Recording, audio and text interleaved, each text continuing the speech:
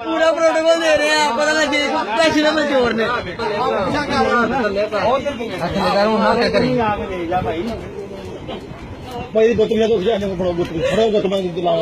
ध्यान करो ध्यान करो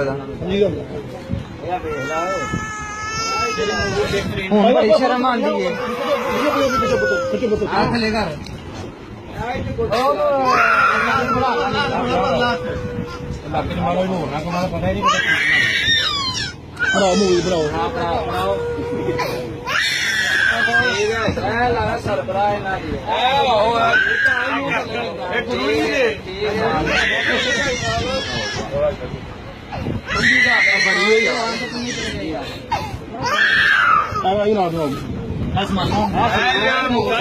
शकील साहब ने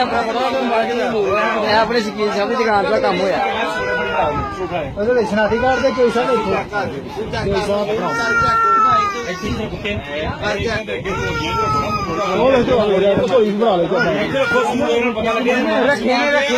बन गई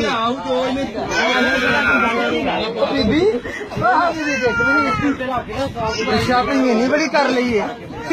आदि केड़ा चुकना होया ने अगर अपना होना है ये भी केड़ा चुकना होना है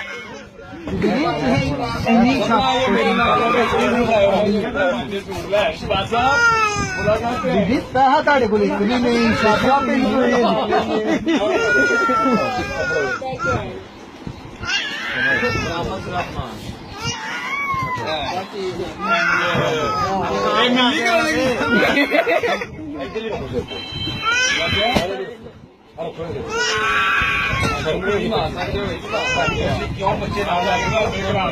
बच्चिया को तो बड़ा गुस्सा चढ़ता है